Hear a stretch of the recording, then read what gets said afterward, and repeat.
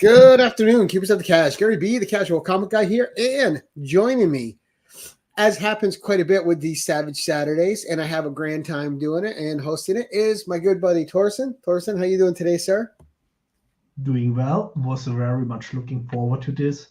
Did, of course, also my research, so I have nice 5 pages here of points that I want to bring across, since I think this is a topic that is very dear to my heart, especially, when you look around here, you can see that I'm a big fan of high and low fantasy, like that Tolkien and Howard are very dear to my heart. Most important, which I want to say is, it's my opinion. Differs with other opinions out there, doesn't mean that theirs is not valid, that mine is more valid. Hey. It just means, hey, listen to it. Maybe you agree with it, maybe you're not.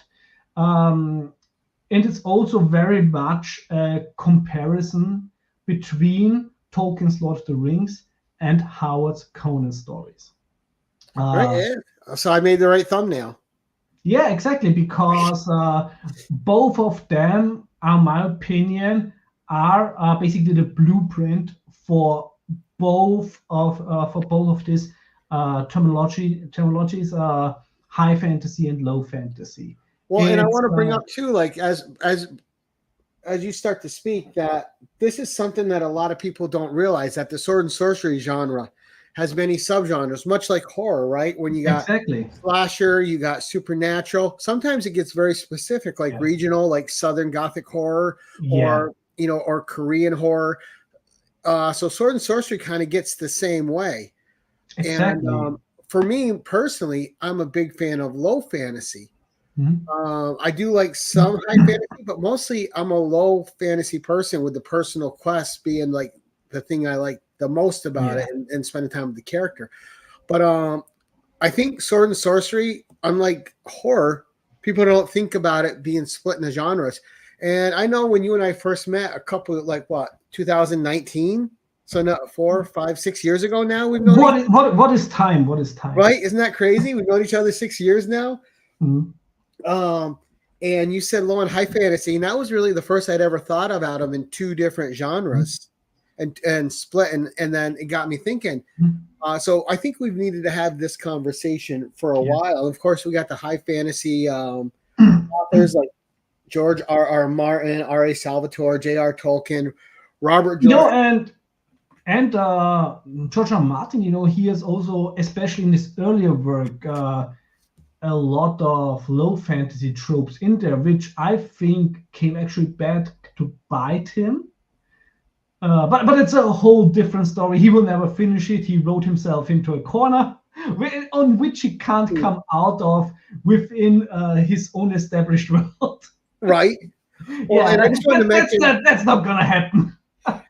outside of Robert E. Howard, my favorite low fantasy writer, we had other greats, like Ted White, Terry Bison. This is a book I read every couple years since I've been a teenager. Which I still have to read. I have it back there since you gifted it to me.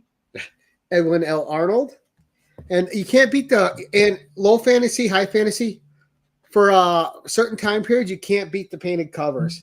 Yeah. Of course, you have C.L. Moore's Jarell of Jory. Lady Fantastic, I totally agree with that. I totally agree. You have Leah Brackett, Black Amazon of Mars. That's great stuff.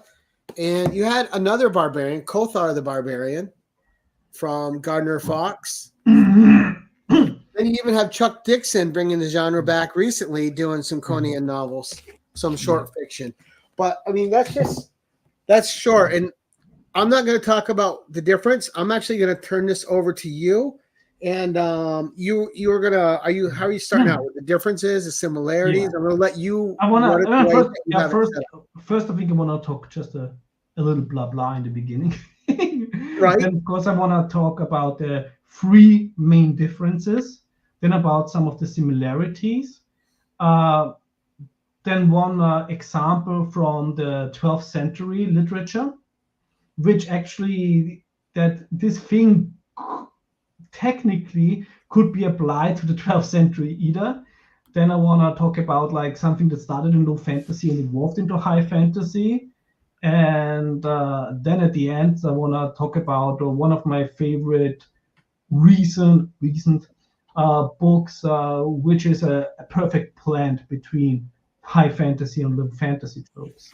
Not exactly Beowulf, but of course, like since Beowulf was also mentioned, some of the Nordic writings, it goes into the same direction, but it's more about the Nibelungen and King Arthur. Right, in this sword and sorcery genre, it's in like horror. It's in most cultures. Yeah, it is, and it's like not nothing new. And what I think is also very important is that we look at these terms, high fantasy and low fantasy, not as something that is like I am gonna be either, I'm gonna be or, like it's like you have to choose a team. Absolutely not. First of all, you can love it all. Yeah, these terms are not really that much set in stone. A lot of writers are totally against this. And this is for me where I really want to focus on the Lord of the Rings and Howard's work, because you can look at both of them and see that how they inspire the modern fantasy. One of the best and only books about like this topic, which I recommend. I don't agree with everything that Brian Murphy writes, but I still think it's the most.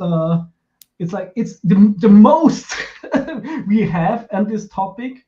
It's Flame and Crimson: A History of Sword and Sorcery. That's a great cover too. Yeah, like I don't agree with everything he writes. For example, especially on this take on horror, where I think there's way more similarities than differences. But from the sources, this is just this book is a foundation for everybody who wants to write about about sword and sorcery fantasy sub genre. So I highly recommend this one, and it's from the same level. It is saying he's also the same guy who brought us like the Roy Thomas Conan books, where Roy Thomas wrote about every issue he wrote on Conan. Right, Barbarian Life. Exactly, Barbarian Life. So it's from the same. Which were great. All three of those were so good. And I love just sitting down with those and going issue by issue with it. It was just amazing. So yeah, and first of all, I want also to say that, Tolkien was probably one of the most elaborate and kindest shit talkers in history. When he didn't like a writer, for example, like Frank Herbert, Tolkien hated Dune. Like, he made it very much clear, but very often in a way that sounded nice, but actually is like quite devastating. So when Tolkien said, and this is my quote that I put down there, I rather liked Howard's Conan stories, means actually a lot coming from Tolkien. Right, because he's an understated person. Yeah, and that means like a lot coming from him. Of course, we don't have anything from Howard on Tolkien, since sadly Howard took his life, I think, even before The Hobbit was released.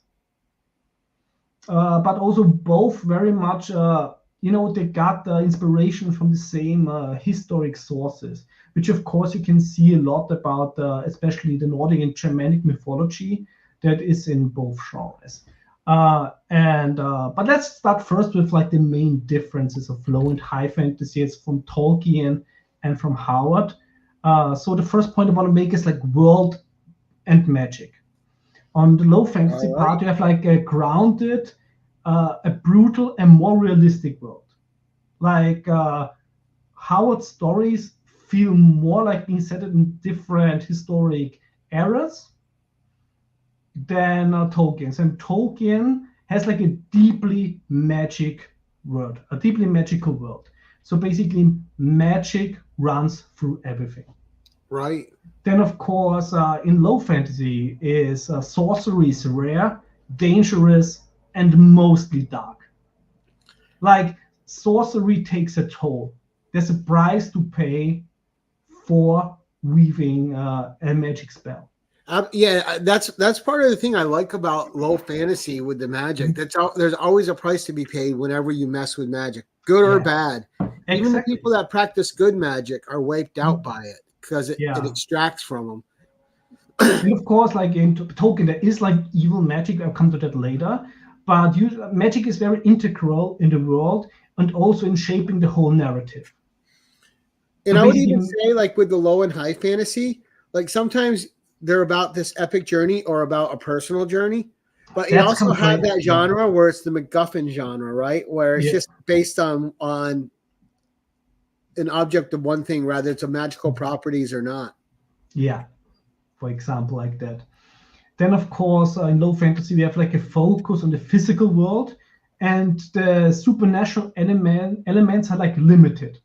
So it means really when something sorcerous is happening, it has like a big impact, and people are usually not used to it because magic is not part of their everyday lives.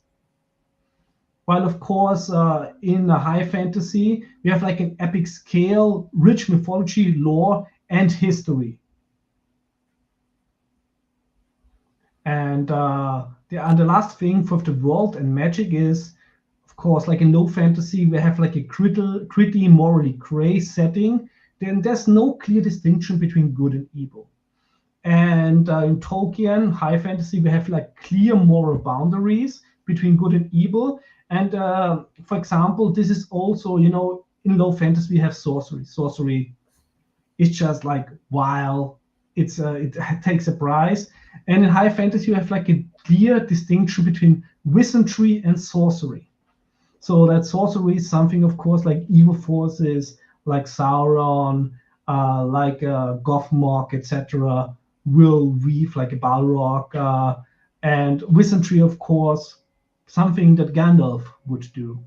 So that's like the differences in the world and the magic.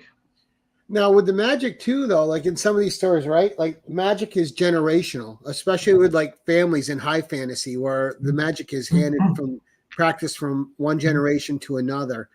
But then both genres also have the power grab, where it's just someone seeking quick power.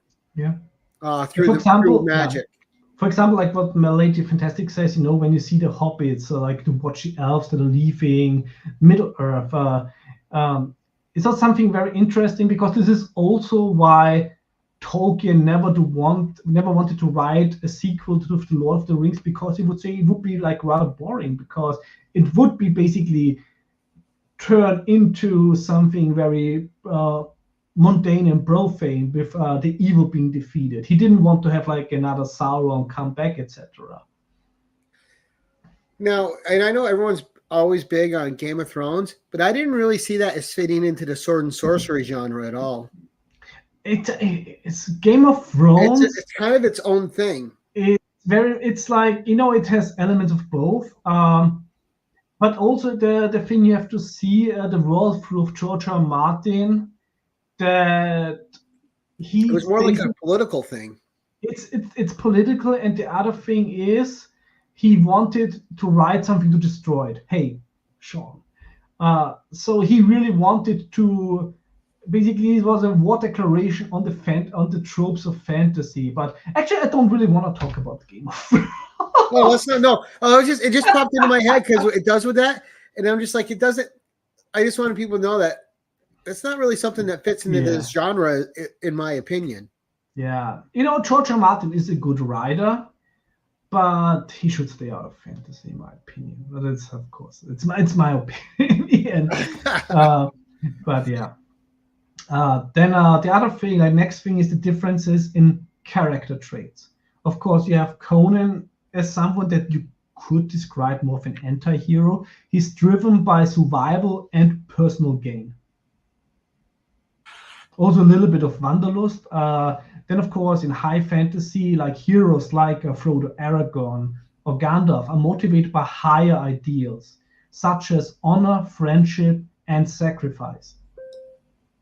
Which is, I think, in my opinion, which is the biggest difference between high and low fantasy. I would definitely agree. And the low fantasy is much more personal to like you're reading mostly about one person trying to survive in their world. Yes.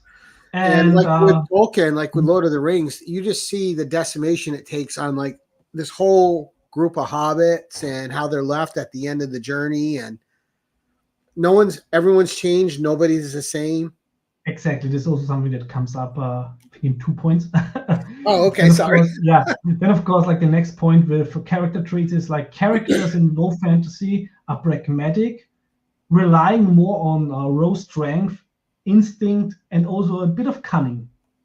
While of course in high fantasy, characters are part of a larger moral and ethical struggle. And last but not least, with the character traits in low fantasy, there is no overarching moral journey, as you said. Conan acts out of self-interest, and if Conan made a mistake in the past, it doesn't mean he won't make it in the future again, right. Especially if it involves women. Or gambling or drinking. Except one of those, yes. While of course in high fantasy you have to focus on a heroic journey with an overarching goal to save the world, to make the world a better place.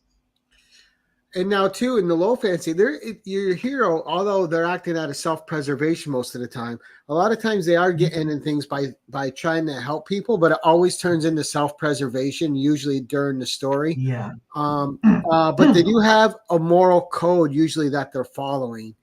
Yeah. And a moral code isn't always something flexible. That's aligned in high fantasy. Usually it's, you're in with this group and that's just what you're out to accomplish. Yeah. And like the moral code is very much flexible. Yes. It just have to stay coherent in your head. That's the beautiful thing. That's the beautiful thing about it. Now, from your viewpoint, what are the two strongest characteristics in each one? Like when you're reading low fantasy, what's the strongest thing you want in that low fantasy? What's the strongest thing you want to read in the high fantasy? For me, very important when I read a low fantasy story is that the protagonist's goals must be coherent with the way he is portrayed. I don't want to have a character that, hey, Robert, that suddenly, changes into like a heroic character, which, when we harken back to Game of Thrones, which changes very much from the beginning, like to, I wouldn't say the end because we will never get the end, right. But to Dance with Dragons, for example. Well, and then some of them, they went from bad to good, back to bad again at the end. Yeah, and and I think that in a low fantasy setting, especially with Conan, I just want to be part of the journey. I just want to read it, and I don't want to be taken out when in a pastiche and it's like, that doesn't sound like Conan. Right. But of course, which is easier in a high fantasy setting, because when there's like a very, very clear distinction between good and evil, you can always add like good traits for a character to become better, which would be a natural part of their journey. And I find it easier, at least, and I'm only speaking for myself, to get personally involved with a character's journey in low fantasy, because they don't get so lost in description. Like, you have who the character basically is, you have their moral dilemma, you have what their goal is, and then you're on this quick journey with them and you're invested in them as a character. Whereas some of the things that take me out of high fantasy are when you get 6 or 7 pages of descriptive text about where they are. I don't care about that really. So, because it starts to make me lose connection with those characters. Yeah. Lady Fantastic. I will come a little bit later to some of the stories, but you can of course say Conan, Eric of Melnibone, then Hagen von Tronje, Raistlin from Dragonlance, Dan van Klokter from the First Lord trilogy, and of course in Tolkien actually the whole fellowship is awesome, except of course for people full of a took.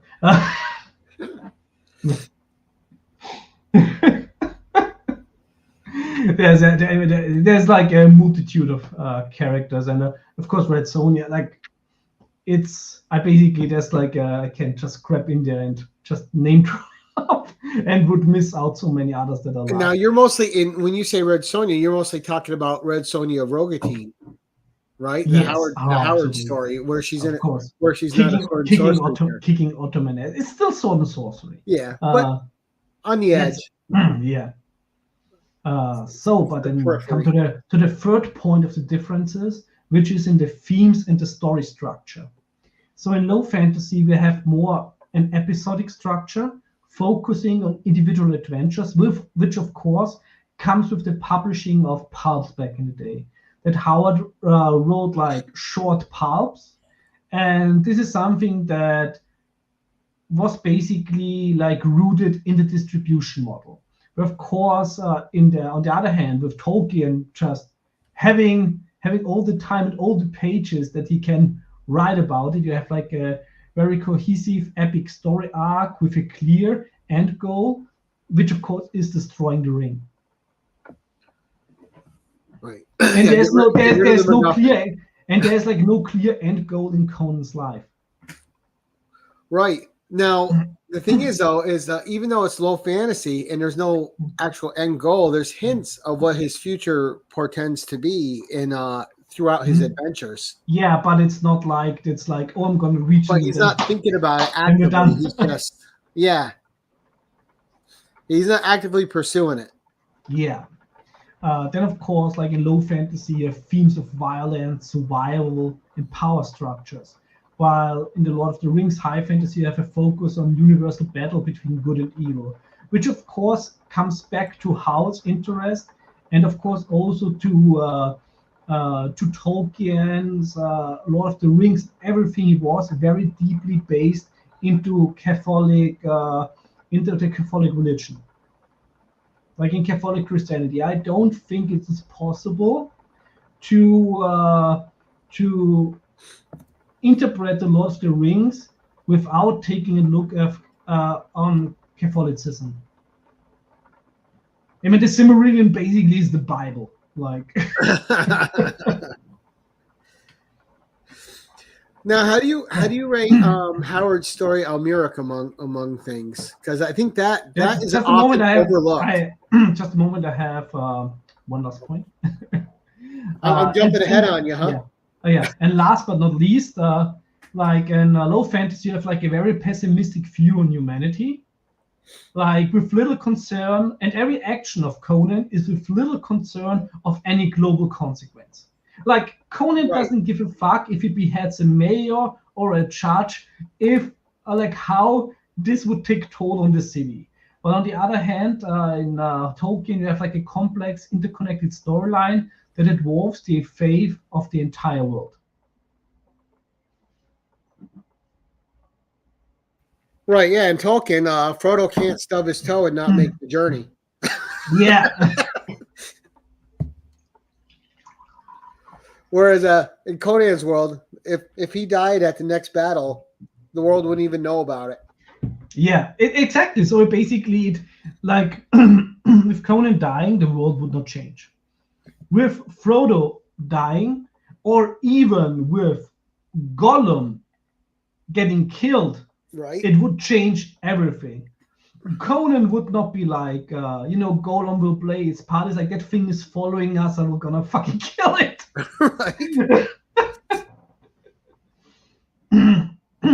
And whatever evil arises, I'm gonna deal with that later. Oh, yes.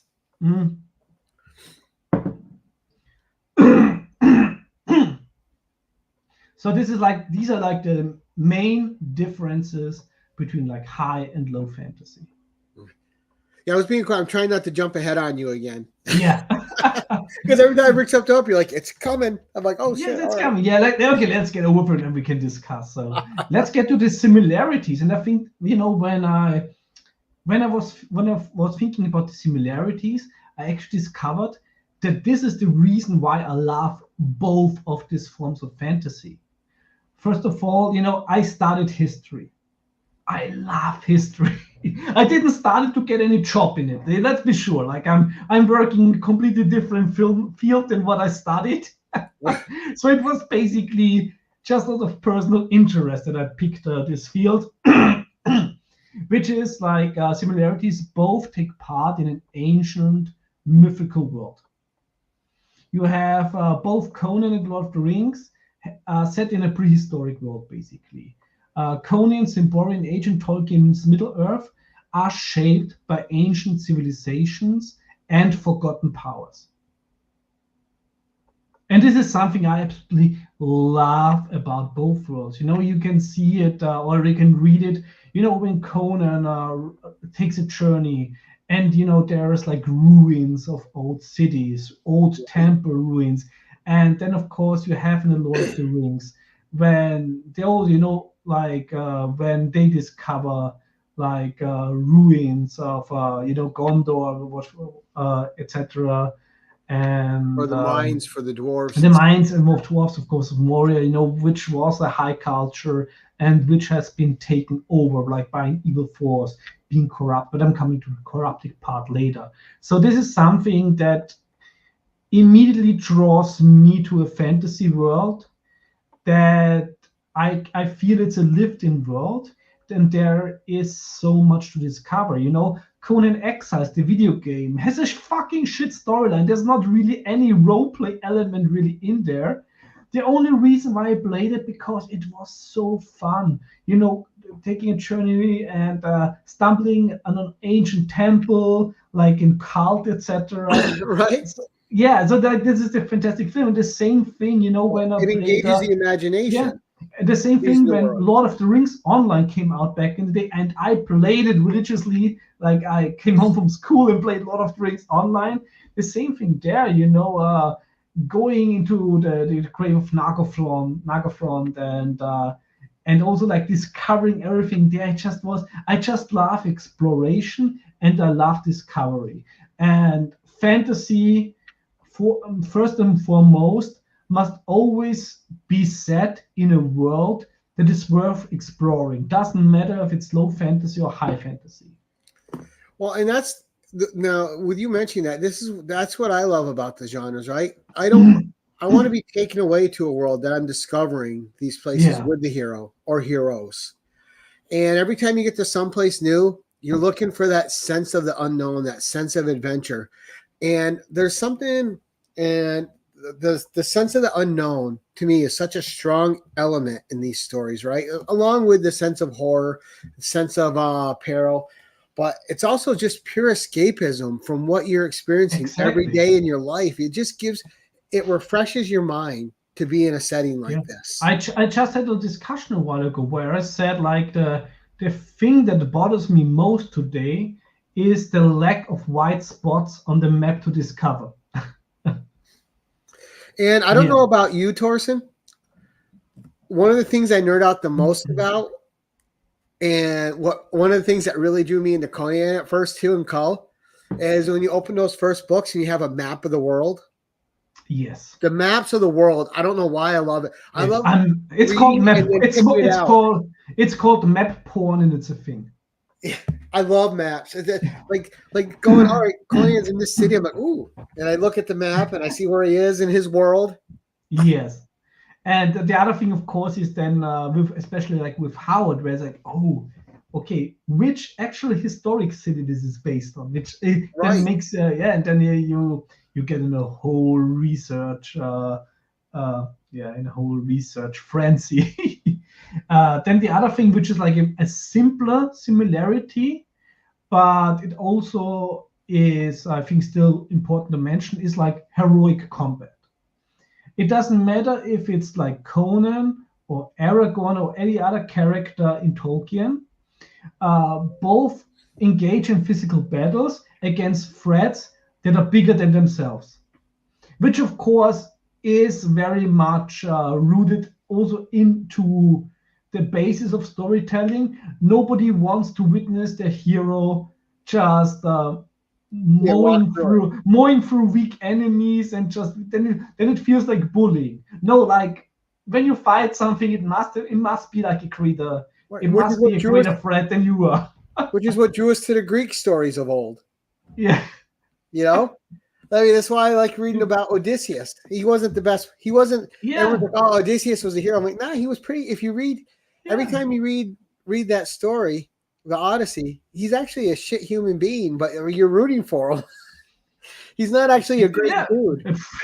But that what actually I love about the Greek mythology is, talking about there's no real line between good and evil. I absolutely love I love the whole concept about having flawed gods that you basically have to bargain with. Right. Or that the god finds himself in a predicament and they need a human and they hate it. Exactly. They hate that they need to rely on a human. So then let's come to my last similarity, which I elaborate a little bit more on because I think it's such an integral part of fantasy. And you really can't take the horror out of fantasy.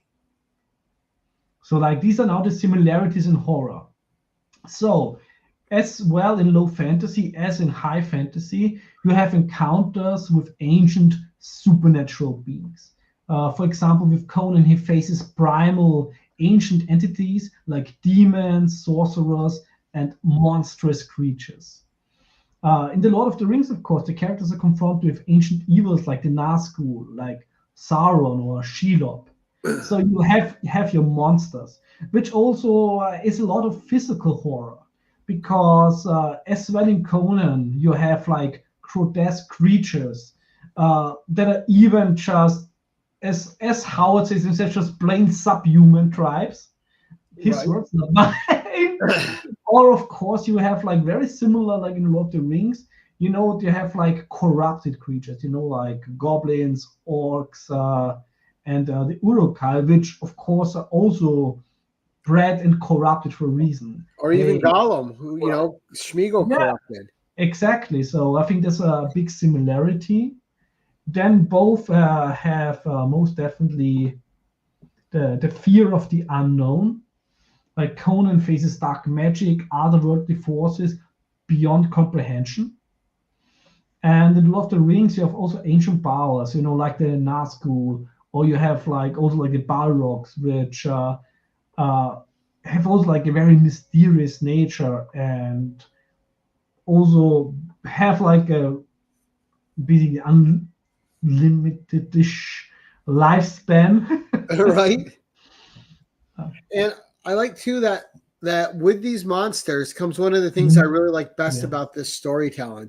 It's the will of the person that's going through these trials. It's their will to survive. Yeah. The will to survive really attracts me to these tales. Yeah, exactly. And you have a very, even though, we have both grotesque creatures, I still want to say there's also still a little difference in there. I never ever want to see orcs in low fantasy. I never want to see orcish creatures in the Hyperborean age. No, of course you want to see something more grotesque, like to a Neanderthal, Right, and I'm like that with dragons, right? And dragons are high fantasy.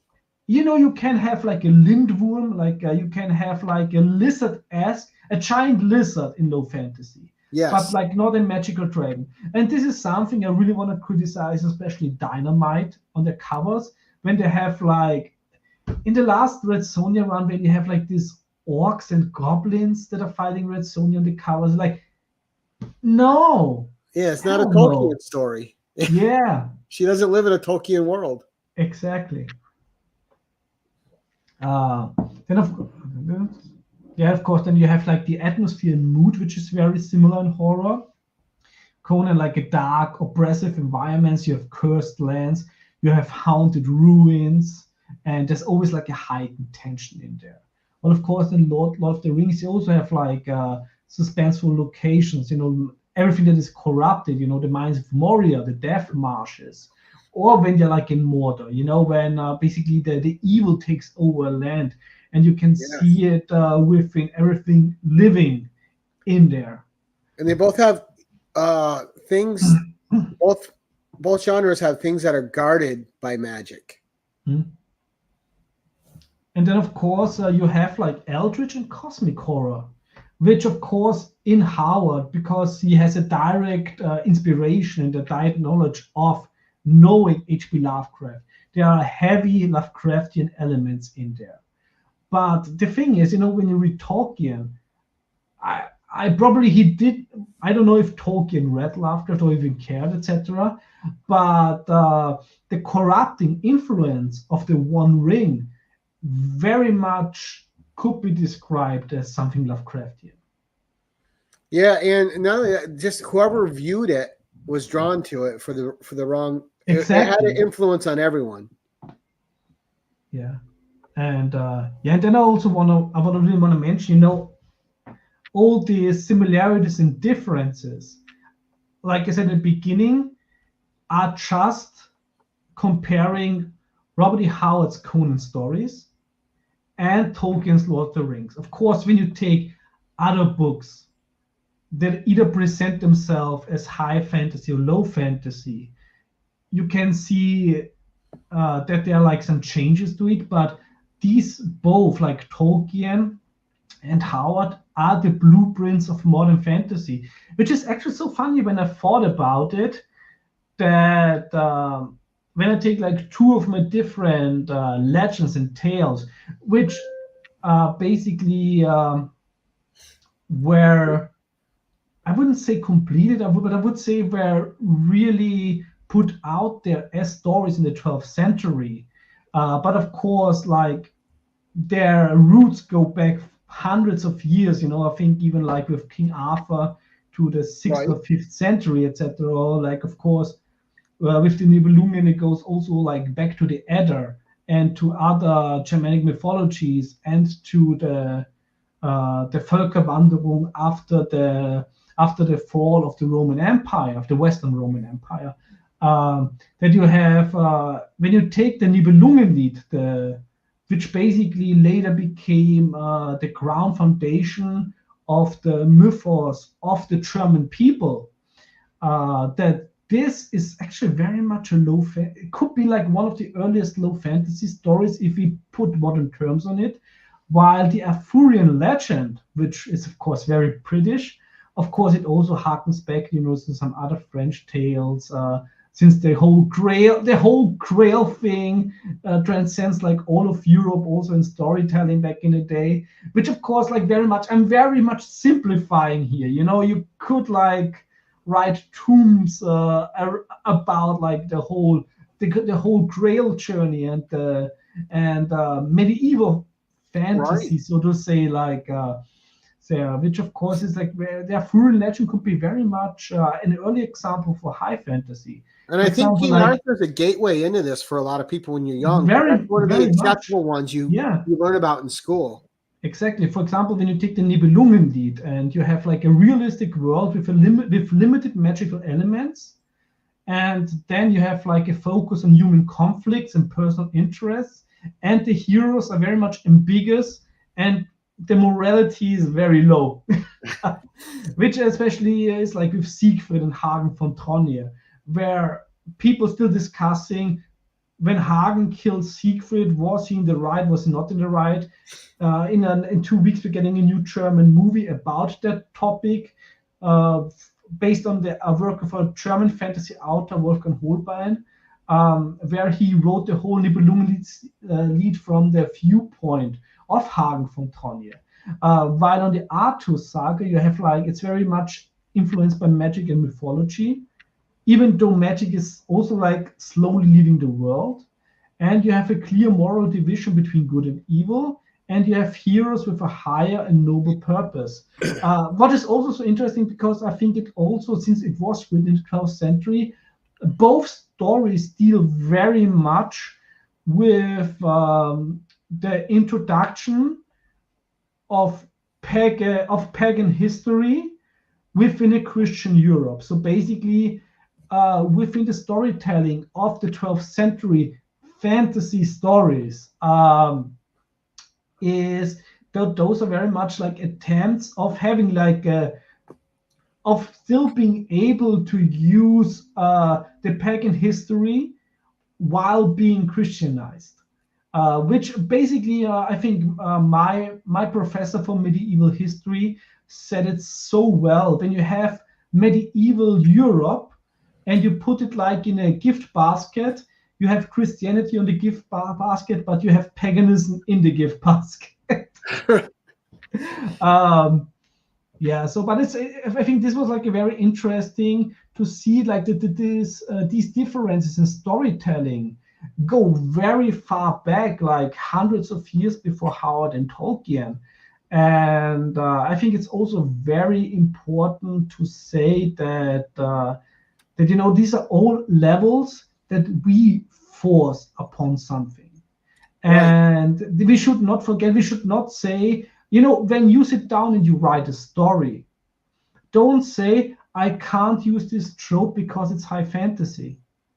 When it fits into your world, use it, transcend it, transform it, make it your own. And this is my next example, which thanks to somebody I know on Instagram, and she said I should really read the first Lord trilogy because I very much remind her of Dan von Klotka. So I have to read that one. It's like because I'm also very pragmatic and stoic. Now, when we're talking about magic, there's always two different aspects of magic, which appear to me between high fantasy and low fantasy. Yeah. And high fantasy, it always seems like the magic they're experiencing at the moment is all powerful, but it's on its way out of the world. So for something that's all powerful, it's still in its waning years and on its way out, which is always a weird dichotomy to me in high fantasy, right? It's all powerful right now, but it's leaving the world. But in low fantasy, it's always omnipresent. It's always the hero trying to find a way to conquer magic through, although they're playing. And I think that's where we get the thing of them trying to bring the unnatural to the natural. If you could trick the omnipotent being into becoming something physical, and this, I know Predator said it. If it bleeds, we can kill it. But that kind of started. With Sword and Sorcery. That's a very interesting point because basically this is also matching natural and unnatural in a high fantasy scenario. Like you said, like magic is slowly fading out, and the hero's goal is very often to bring the magic back, to bring the world back into a natural state. While of course in low fantasy, it's something unnatural. It's something that should not be there, that should not be used. Right, and they're always, if it bleeds, we can kill it. They're trying to make it physical so they can conquer it because that's the only way they know how to deal with it. Yeah. And they just use magic in very different ways. I just wanted to make sure that was brought up. And exactly, and I really love that. It's like a really fantastic input. Then my next example is something where I said it is possible to mix low fantasy and high fantasy tropes and make fantastic books out of it. Like I say, I'm so thankful that this was recommended to me. It's the first Lore trilogy by Joe Abercrombie, and I devoured these books. I was not able to put them out of my hand, and absolutely loved them. And then you have like high fantasy elements in there. For example, you have like a quest element. The characters embark like on significant journeys that have both personal stakes and broader world implications. For example, they have to take a journey to the north to retrieve the seed, which of course the ending is very much the trope a little bit put in the head, but still it's a high fantasy quest. Then you have like epic conflicts, like on a large scale wars and political struggles between nations. The stories touches on world-changing events and the manipulation of global power. So it's very much the whole story very much influences like the whole continent. So this is a very high fantasy. But on the other hand, you have fantastic low fantasy. Oops. I should have brought a mouse for my laptop. But then you have on the low fantasy side, you have like a very dark and cynical world. Like the setting is also gritty and brutal, and there's no clearer moral divisions between good and evil. Characters are also very much driven by personal survival, self-interest. So basically, every character in the book is flawed. It's basically very pessimistic. So, and every time somebody acts basically a little bit noble, it backfires. Right. And I love the moral ambiguity of low fantasy, right? Like I said, like with Homer's Odyssey, Odysseus isn't really a good person. Yeah, and there's a love about it. It makes also like Tony is not always a good person. Yeah, it also makes very much, I think, it's always I don't want to say that every character has to be relatable, because I still think we need characters like Aragon and like the whole Fellowship that have like ideals that we humans could not fulfill, but we should still take them as a goal to come as close as possible. I still think that actually, like the combination between low fantasy and high fantasy, if you would put it over like our world, that on the one hand, we should recognize that we are flawed and should be more forgiving. Then, of course, not when somebody fucking murders or rapes somebody. We should not be very forgiving then. But when it's like minor flaws, when you have different opinions, or when, when it's like just the small things that should be forgiving, but we should still strive to be better humans. Right. You got a request here from Nicholas. Yeah. So if you write down some recommendations, I'll definitely pin the comment. Yeah, I can put it down later. Yeah. I mean, like my recommendation would go far, but I didn't want to put too many stories in there to not dilute like the whole premise. Right. And yeah, you said you have like very pragmatic, flawed heroes in the first Law trilogy, like Logan Ninefingers, who is basically like quite a barbarian character, who could be very well from the Hyborian age, and absolutely love him. And like I said, like Santan Klotka, which was which was told his personality is quite similar to mine. Even though I'm not as crippled as he is, because I was not tortured as a war captive like he was, sadly. But they're both like anti-heroes, and there's nothing like noble in their goals. Oh, Gore's picking on me again, because I always criticize their adaptation. That garbage adaptation. And see, Gore's got to get me angry on a Saturday afternoon. It's fine. It's the same thing I'm doing every time to John Comics with kids when I bring up that he didn't put Commando in his top action movie. I wouldn't put Commando in my top action either. I'm on John's side on that one. No, you have to put it there because every modern action movie stems from it. It's like it's the blueprint. It's like you have to put it there for that reason alone. Right. Yeah, of course, like people struggle like with the personal demons, which is like there, and then of course you also have like a very unromantic portrayal of magic. Like magic exists in this world. People actually don't know that it still exists, but it's coming back there. But it's very destructive, dangerous, and even when people use it that you think are good, still takes a toll on them, and they still use it very much for personal gain. Yeah. Now there is one trope sometimes that pops up in these that I absolutely can't stand, and I wonder how you feel about it. The people in the story that they write, that no matter what's happening around them, they refuse to believe that that's real. I can't stand that trope. Look, you saw it; it's real. Yeah. Stop saying that it can't be, right?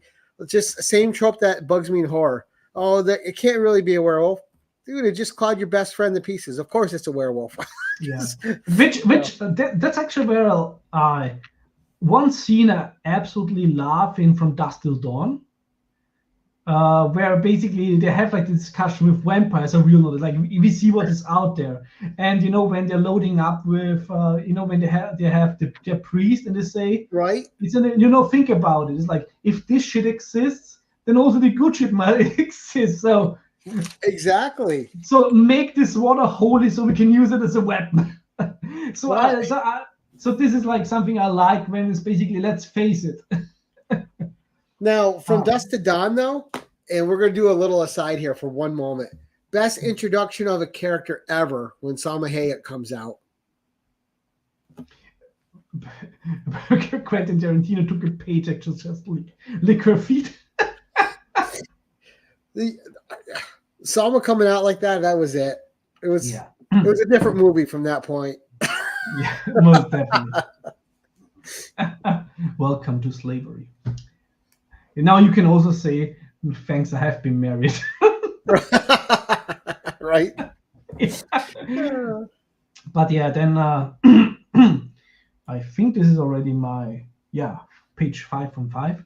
This is my final point I want to make in. A story can also transition very much from low fantasy into high fantasy and still make sense. I'm a big fan of Moorcock. Michael Moorcock, one of the most fantastic writers within the genre fantasy. He actually really hates to have subgenres of fantasy because he considers this very much limiting. And he's still writing today. He's still writing today and is still kicking ass. Fantastic writer. What I love about him is also how he improved as a writer and the way he writes philosophy within fantasy in there, which is just unmatched. But when you look at the early Elric of Melanie Bonnet stories, where they're pretty much sword and sorcery, and I also think that Michael Moorcock was one of the first people who actually defined the term sword and sorcery. While then later, and I think the latest with The Sailor on the Sea of Fate with the second novel that he wrote. Before the first novel, they were all very much short stories published in magazines. That then it shifted from low fantasy into a multiverse high fantasy setting. Elric being one of the eternal champions, and of course, also I think in the beginning, you have certain high fantasy elements. For example, there are magical weapons in there, which usually in low fantasy, it's not so much about the weapon. With Conan, he has different armor, different weapons in every story. He just used what's there. It's not like he has come across a weapon that is magical. It's not a good weapon. It's bad. It's not a good weapon. Yeah, you have to end up destroying it. So for Conan, basically doesn't have his favorite sword, which is of course something that is very much was changed for the movie with the Atlantean sword, but the real, the Howard's Conan, give a fuck about what he uses if it's functional. In Howard's Conan, it was whatever was within arm's reach. Yeah, if it's the fucking leg of a table, when it's there, he's gonna use it. And I always, you could always tell people who've read Howard who haven't read Howard, who only watched the movie, right? Oh, his Atlantean sword. I'm like, he didn't have an Atlantean sword. He just had whatever sword was available to him. Yeah, and he probably would have used the Atlantean sword and probably later sold it because he just needed the money for gambling. Yeah, right, exactly.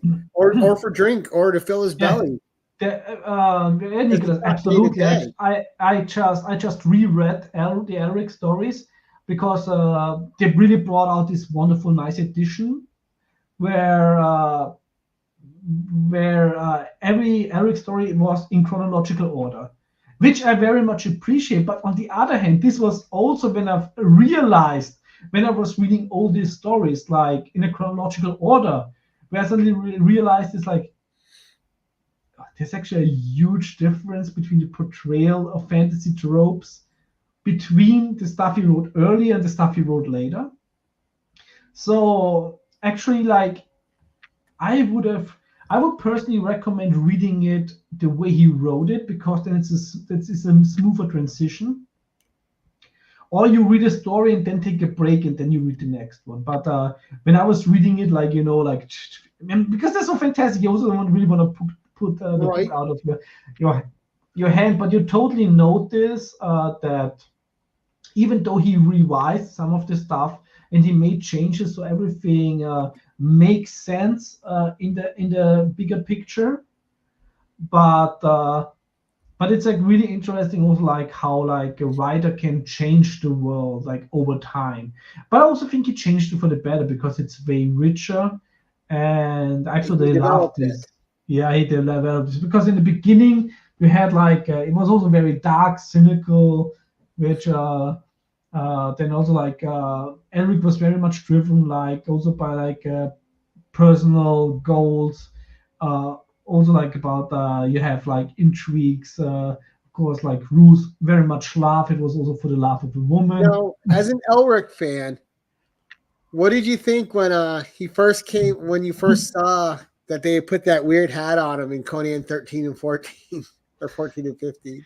Actually, I was not so much opposed by it because it reminded me very much about, of course, like the headgear that was also used in the later Roman era. I just forgot the name of it, but which also later, of course, became a little bit more scientific, and basically also what the Pope has in his head also derived from this.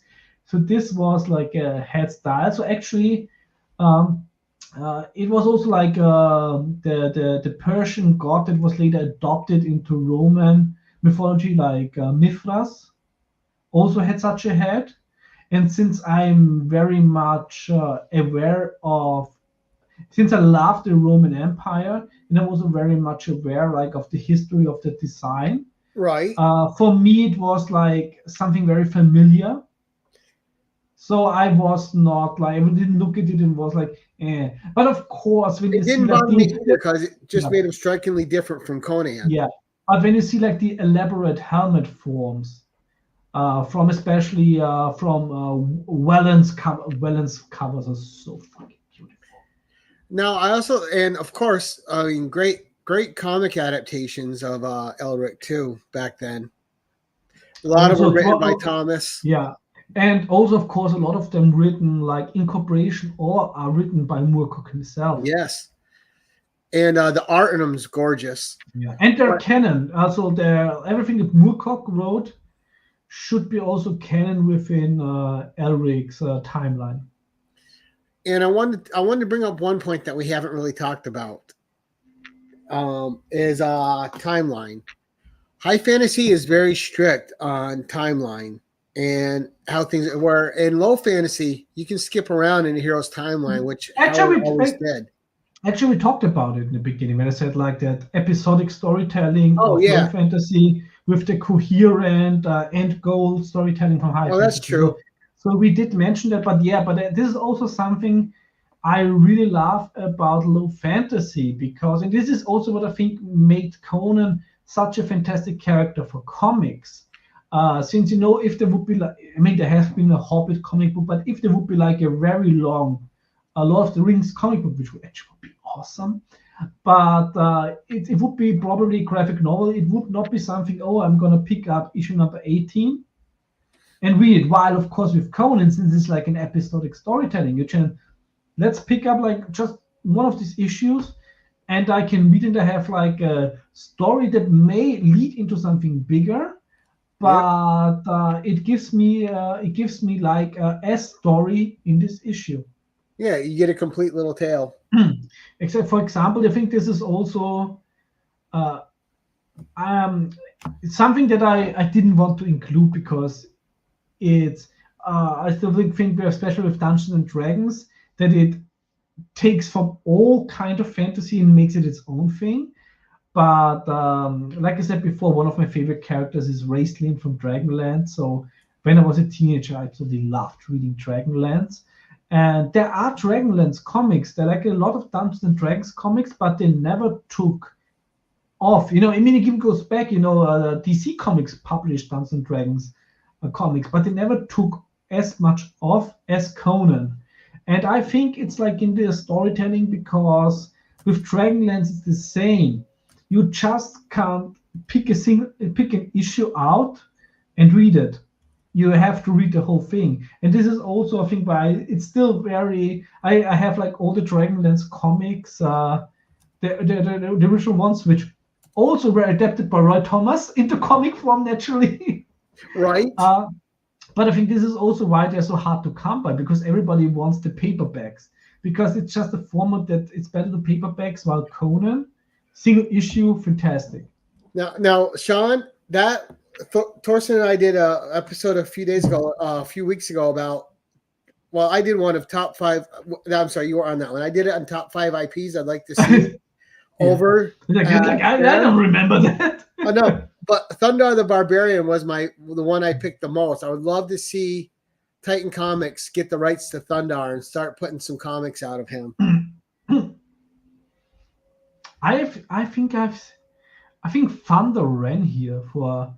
I remember it, but it was at a time that was not so fitting. Right. It ran for like 2 seasons. It was like the most popular cartoon, but it got killed when Nancy Reagan over here came out with every cartoon's got to have a positive message for children, and they're like, yeah, we're not bending, and they just stopped it.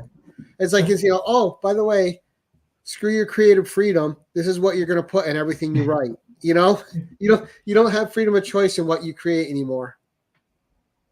Well, you still got Reaganomics, so you should be thankful for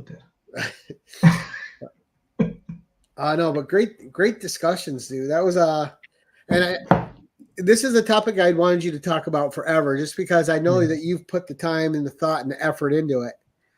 And I was actually quite like, it's like, damn, now I really have to put everything in my head and make bullet points. Right, organize it. Yeah, and I have to organize it. But I'm very happy, because it's very often, that I read books. Like I still say, I very much recommend The History of Sword and Sorcery by Brian Murphy.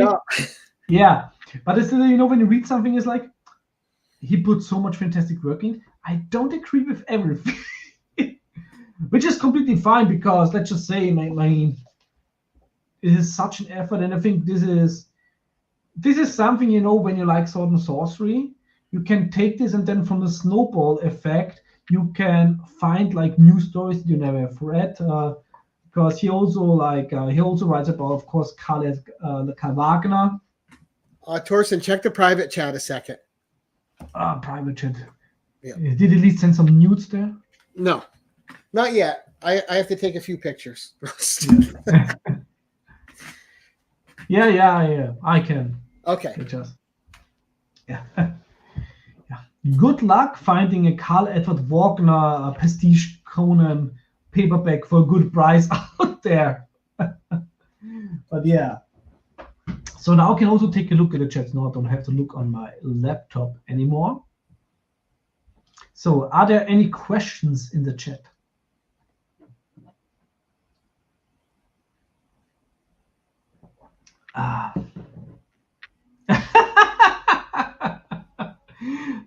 Sadly, I can't highlight, but yeah, it's like I'm always gonna send you those stitty memes. My favorite one is the one with Shang Tsung from Mortal Kombat. Your hole is mine.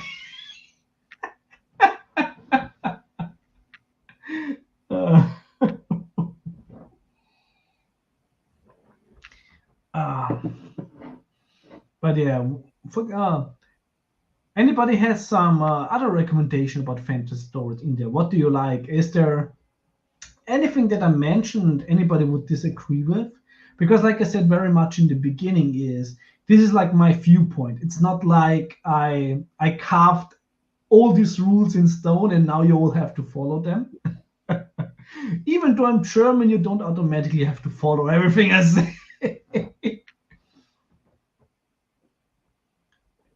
Yes, exactly. Yeah, Gore. I'm actually a big fan of this adaptation. Also have it there, wonderful, like in hardcover, since those came out in Europe first, naturally, since they're like the French adaptation. And Robin Recht's art is beautiful. I do have to agree, I would not agree. I can accept Gary's point of view that there's a little bit too much focus on the sexual part, but of course it's a French adaptation, so hey. Sex is everything. Probably as Leroy, as Nicholas Leroy can confirm, sex is everything the French think about. Right. Okay. Listen, look at Gore here. You know what? Gore's going to get himself banned. I would never ban Gore. Gore's talking about Gore, not Gore Vidal, but the Gore without the E. Also, the Gore books are fantastic. I love those. And the movie, I also love the Gore movie adaptation. I never read a Gore book. I remember those horrible Tor movies back in the day. Those really low budget sword and sorcery ones. Yeah. There's also like Tor the Conqueror. It's a Italian barbarian movie. Exactly. Well, and that too, like that's something that's right here with Nicholas. That's something that's much more prevalent in low fantasy than high fantasy. And and of course, like also said, Tolkien, deeply Catholic. Of course, there's no fucking sex in Lord of the Rings. There's no sex in any of this because it's such Catholics do when they're married. In missionary, everything else is a sin. Right. No, yeah. Nobody wants to see the hobbits having sex. Yeah, that's the thing, I'm very much, I love porn. I love sexploitation movies. I'm a naughty guy. But very much, if there would be any sex in anything that is adapted from Tolkien, I'm the first one who's like, hell no. Well, I mean, and that's the thing, right? Everything has its place. Not everything belongs with everything, and I know Gore picks on me about it with that one story, but that's why that adaptation of The Frost Giant's Daughter didn't work for me because the story isn't about her. Yeah, it's about Conan's will of survival, and that what they did with that adaptation had nothing to do with the original story. Like I said, when you were gone, like I can see your point of view, but it's still Robin's Rechtsart, and it's so hot. And all it did was make me mad. I'm like, look, because you know me, I'm no prude. You've read my book. It's full of sex, but that didn't fit in that story to me. She's there as basically porn. Hobbits, yeah. There you go, Gore. Hobbits gone wild. What is it? Instead of taxi cab confessions, you have like Mordor confessions. Yeah. All sorts of stuff. We're probably killing Lady Fantastic right now. Caroline's probably like, no. Lady Fantastic is also gonna send us into like an orcish BDSM dungeon. Yes, I never thought of that, Nicholas. That's a great point. There isn't a lot of children in the Tolkien books. Yeah, because it's not about it. It's and I think this is also so important that especially like with adaptations, with interpretations, that you don't forget that everything what makes the world, what makes the character should be still in there.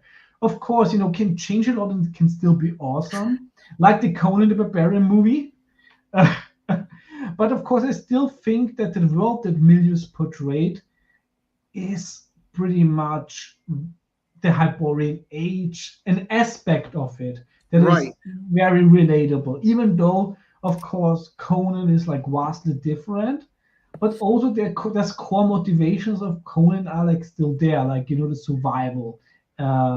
Yeah, I just didn't like that. Like, there's parts of that movie that don't fit for me, like him on the wheel. Like that's not a Conan thing. Conan would never submit to that, no matter what age he's at. Yeah, I do have to say, like having that wheel of pain then later be adapted as one of the tasks in The Strongest Man at the Arnold Classics. Yeah. Alone is worth having the wheel of pain there because it's so fucking cool when real people try to on the wheel of pain and try to push it as far as possible. Well, and the only thing I give it a pass for is it's an effective storyteller element in filmmaking to show the passage of time. Like they used it clever. But that's not Conan. Conan would never find himself on a wheel of pain. Yeah, he would never be subservient to anyone else. They would try to put him there, and the next scene is that the guy who put him there is pushing the wheel. No, not even pushing the wheel. He's strapped to the wheel, but his throat's slit. Yeah. Depends on his mood. Like even when I saw that movie at 12 years old, I'm like, that would not happen to Conan. He would not stand for it. But of course, like I say, it's with a movie, and I am sometimes I can be a little bit of a hypocrite sometimes. When stuff works for me, I can overlook things, but when it doesn't work in a broader sense, I can be very nitpicky, very harsh and nitpicky. I'm the same way, and and you're just seeing 12-year-old Gary trying to tell everybody that was Call and Conan combined. Yeah. and they're like, who's Call? And Gary stayed a virgin for the next 10 years. And then I'm like, that's Call. Then I'm like, Thulsa Doom's not a Conan villain. I was also arguing that at 12 years old. And then of course it's also vast. Even Nietzsche wrote some fantastic stuff, but of course John Milius also pushed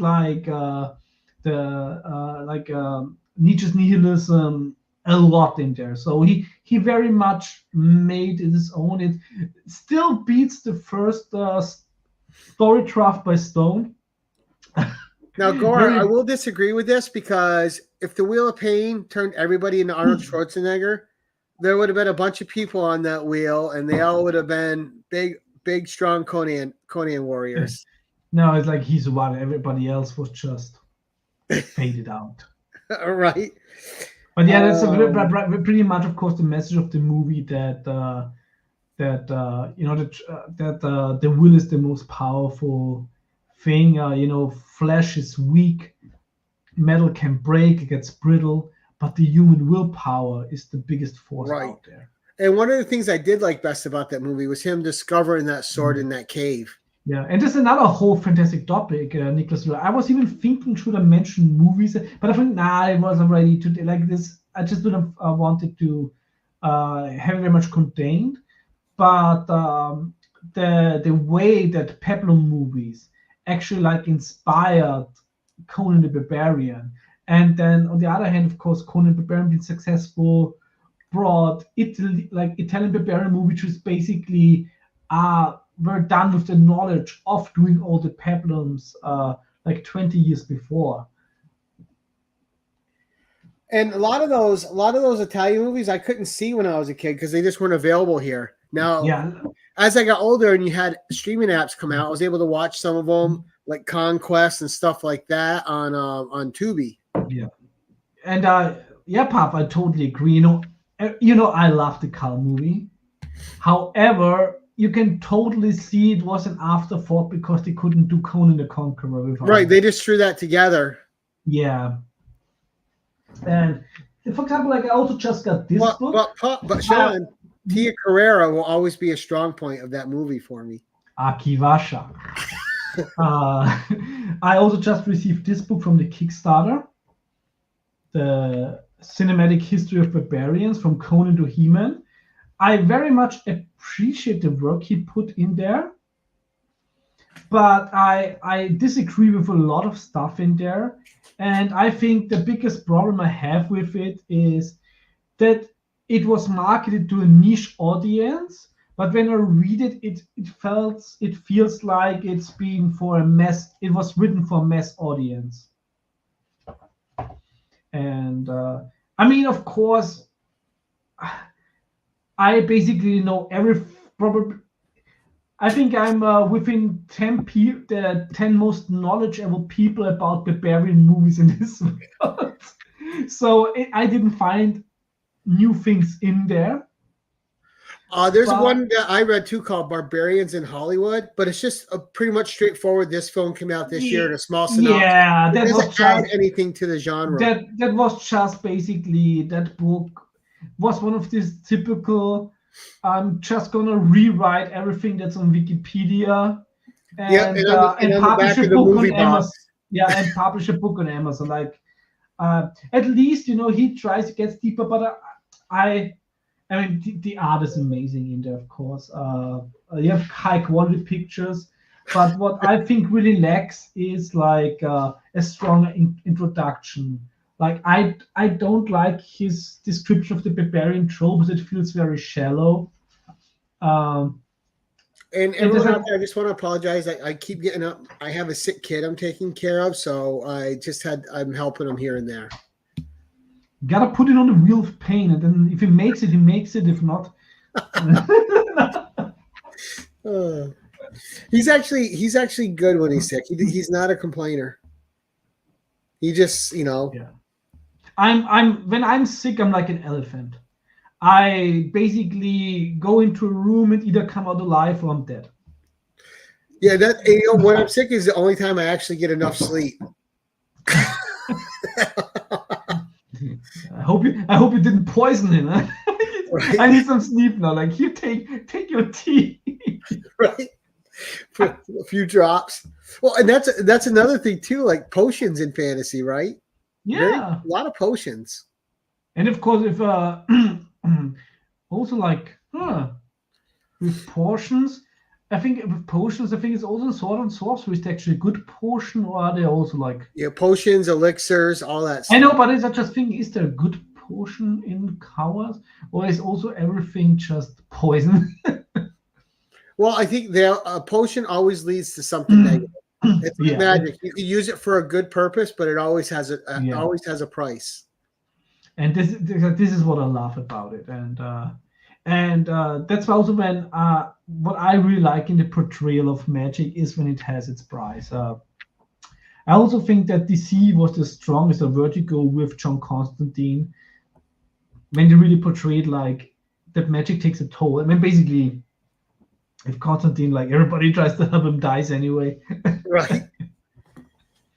Oh no, but a great discussion. I'm glad we got to talk about it. And like I said, I had never, until I met you in 2019, I had never really thought about the difference in fantasy. 2019 was just yesterday, isn't it? Like, I know, right? How is it 2024? Oh, that's a bad movie. I hated it. I think that's one of the few I couldn't finish. It was so bad I couldn't put myself through it. Yeah, I think this is the only sword and sorcery barbarian movie that I despise. Which is funny because the director actually, like, Cannibal Holocaust is a fantastic movie. Everybody shits on that movie, but it's actually a quite intelligent movie. Of course, like, the animal scenes in there are not really defendable, even by back then standards. Right. But as a movie, I think that Cannibal Holocaust was ahead of its time, and it really paved the way of found footage movies as we know them today. But the Barbarian Brothers is just there's so much shitty slapstick in there. I know one of the poor brothers said is sadly dead, but they just body wise they fit into that role, but everything else wise horrible. Everything else not, and it's the only sword and sorcery movie I ever turned on that I couldn't finish. Yeah, I watched it once. I finished it, but it's even that I even have like the media book edition of it, but I'm reluctant to put it into the row with the other movies. It's basically it's like you don't want to take them with it. Don't cross the streams. Yeah, it's almost like exiled into a shelf. And every genre has its exiles too, so that's okay. But on the other hand, which is something what low key really makes me angry, when people watch Italian sword and sorcery barbarian movies and like, oh, you gotta watch it, it's so hilarious, it's so bad, it's good. No, they're actually good movies. I'm not watching them because they're so bad, they're good. I'm just watching them because I really think they're good. Right. I'm not watching them in a self-ironical way. I watched them because I love them, and right. And I'm generally not a big fan of this. Like, it's something that's so bad it's good. well, then I think the last thing I thought is just the influence of sword and sorcery on all genres, especially in 80s cinema. Right, when you had things like the She adaptation of that novel, She was very. I mean, they really adapted that I mean, basically, you can also say that the adventure and exploration novels of Rider Haggard, like She or Solomon's Mines, are like a predecessor of pulp fantasy. Oh yes. So as much, of course, as Poe was like the early horror god in writing, Haggard was like the god of adventure and exploration. And the hardest thing about some of the old sword and sorcery movies is they were made on such a low budget. The film quality doesn't stand up to today when you're trying to watch it, and it's just like you're looking through a cloud at some. I still prefer to bad CGI effects. Yeah. No, I mean like where I don't mind how a film looking low budget, but some of them, like the transfer, the bringing it over is so bad that you can barely make out what's going on. Yeah, there's some good remakes. For example, what I really recommend is it's also a movie that has its cringy parts because of the director. He put a little bit too much comedy in there. But on the other hand, I think Hundra, first of all, it has a fantastic Ennio Morricone score. But Hundra has like the perks of the production, buying what was left over all of the Conan sets and sets and clothes, etc. So you get a lot of stuff you have seen in Conan in this movie because they bought up like the whole palette. Right. So it looks high quality. Some of the comedic elements of Hundra were a little off. Yeah, you didn't need to do that. You already had like a decent story. Just go with the story. That's I think it's I wrote a review about it, and there was also like that Matt Cinder, he wanted to have more humor in there, and I just think that doesn't work. But on the other hand, like the fighting scenes and the soundtrack, and Hundra herself, really fantastic. The dog, of course, everybody loves a good dog in a movie. Yeah, and she looked fantastic as Hundra. Yes. But great discussion. So as we close this up, is there anything that you want to tell people they should look for right now if they want to get into one or the other and start reading in this genre? Like a couple stories that start out with one in each genre. Like a good starter. I mean, as a starter, like I think it's very important to I love Deathstalker too. But I think it's very much important for everybody to look back. Which stories did you love when you were a kid? Which stories made you the person that you are today? What do you have nostalgia for? Is there any, like, what are the tropes that are from these stories that you really want to revisit? And then to go from these tropes and look there's a lot of databases out of the internet. You can also use AI and ask, hey, what are similar stories that uses those tropes? So there's plenty of ways to find a story that is just fitting for you. Then, of course, if you know the stories that you like, you can always research, okay, what were the stories that inspired the author of the stories that you liked? Like when you do like a scientific research, one of the best ways to research is like the snowball system, to get from something that you like, and then you look at the sources and then go down from there, and then you can really establish like a multitude of books, and probably more books than you can ever read in the end of days, because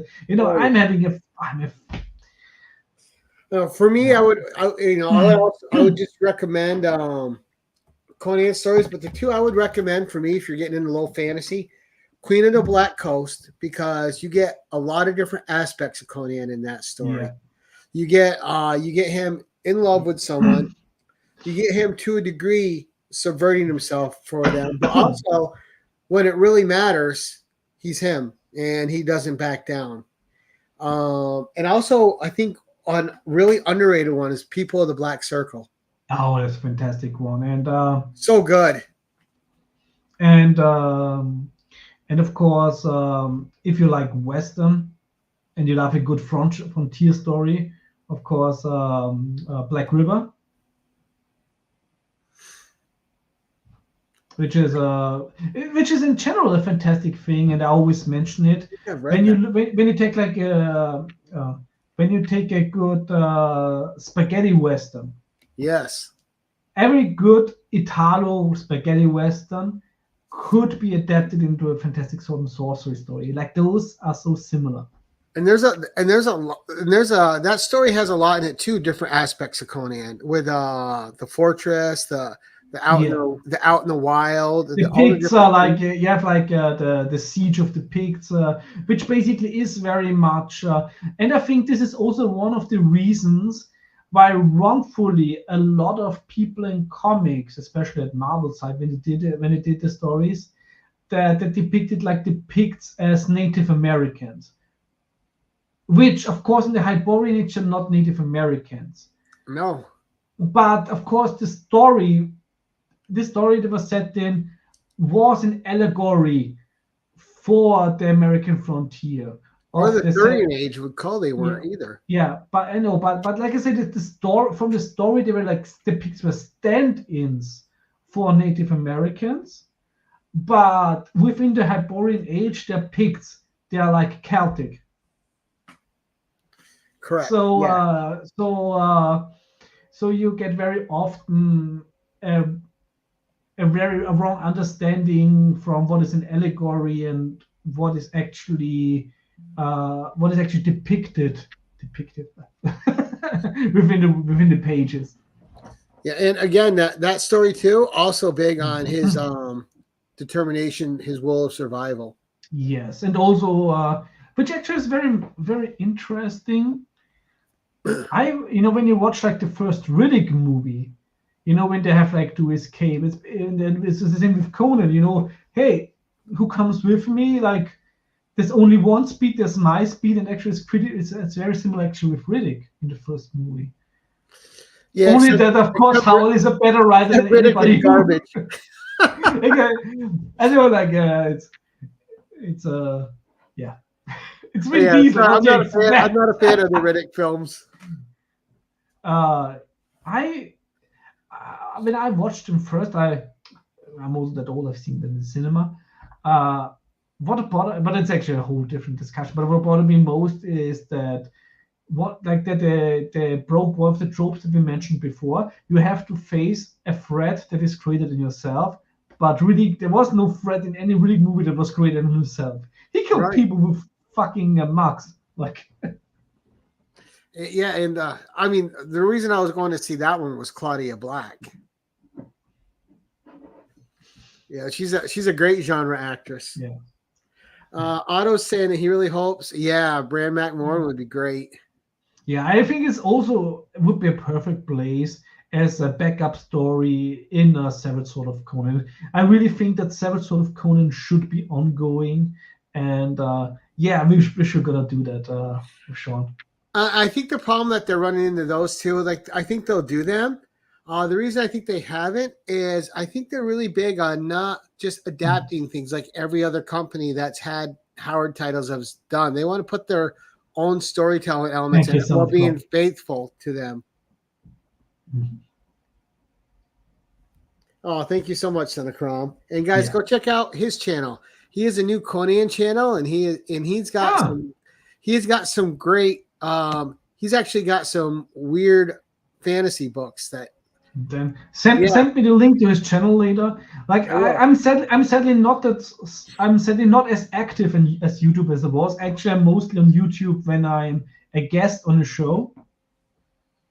But like I said, I have so much things to do, from video games to reading to working. Great show and great discussion.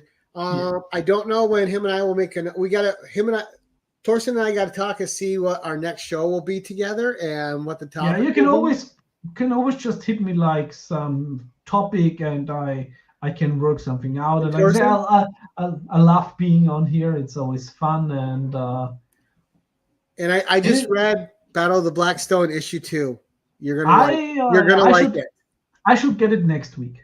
You're gonna like it. I'm not spoiling anything for you, but the thing that we were worried about the story not starting to move quick enough. It starts moving. Looking forward to it. Yeah, my comic book delivery should hopefully be sent next week. I hope I'm gonna get the invoice this weekend, and then I'm actually next month I'm actually getting a bigger comic book delivery because my comic book shop got some back issues, and he got the Betty Page Dark Horse comics with the silky covers. Ooh. So I got those for a fantastic price. I think those are racy.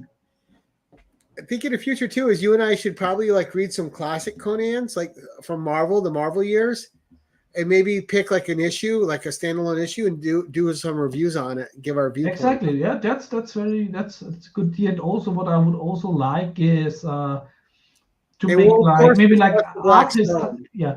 To also make maybe some artist highlights of lesser known sword and sorcery artists, and to show like what depictions of those we like the most, whether it's cover or panels. For example, like also like for example Mary Wilshire, which fantastic, one of the best Red Sonja artists that nobody talks about. I think I die on that hill all the time. I'm always telling like Mary Wilshire did great Red Sonja work. The whole run is forgotten in time. And it's such a good read. Exactly. It reads well, and the art's fantastic. You know, maybe in a month I'll reread that arc. If you want to reread it, maybe we can talk about that arc. We'll give it a month. I won't have time to read it. I have all Red Sonja comics, so like I have all the Marvel ones. Yeah. So yeah. All right. Thank you, Otto. Always appreciate your support. So everyone that showed up today, we want to thank you guys for showing up. We appreciate it. And I also have to plug something, of course. So if anybody has time on Friday, I think that's 4 p.m. Eastern time in the US, I have my weekly movie talk with Puff Comics 83, Sean. And we're gonna get for Halloween into horror movies. So we're gonna talk Demon Night on Friday. So I love Demon Night. So good. Billy Zane, William Sadler. I saw that in the theater, Torsten. Yeah. Oh, nice. Did you also see Bordello of Blood?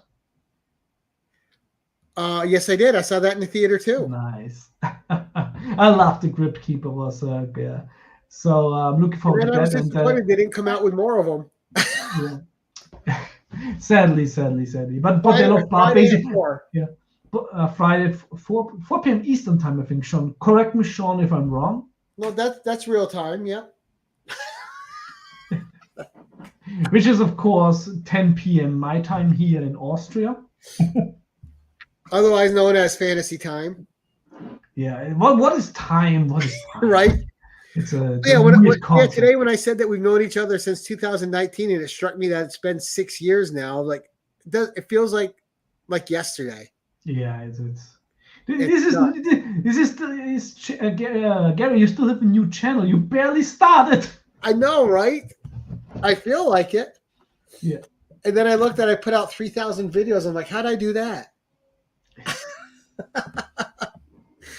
But no, great discussion. Again, always a pleasure to have you, Torsten. Anytime that we have something to discuss, you and I will have a Savage Saturday about it all the time. Naturally. Maybe also in the future we should make like a council with other Conan experts on YouTube. Well, I think so. I'd love to bring Damien in. We could also get Son of Crom who popped in.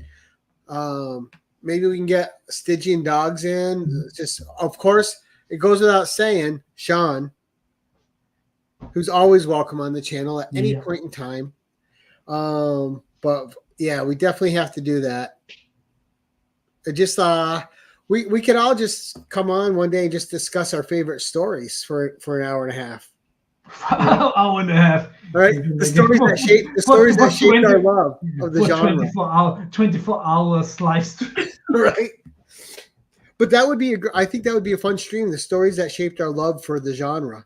Yeah, because it's also very interesting naturally, because of course here in Europe we have like different sagas, legend, because this is basically what you start with. You start with the folklore of your own civilization. Right. and then get into the fantasy stuff. Like it's like I say, like the Nibelungenlied for me is so personal because that's what I grew up with. Yeah, and I wish some of those were translated over here. Like you sent me some of the cool stuff from there, like the Loof. That's a Luber Wolfschwanz. Yeah, Luba. Yeah, I can't say it because my tongue doesn't say it. Yeah, at the moment, it's a really good time also like for fantasy stories here, like in comics. But yeah, great discussion. Again, thank you. Thank you to the audience. And you guys know how we like to end this thing. We're going to say, keep it casual. Thank you for watching. Until next time.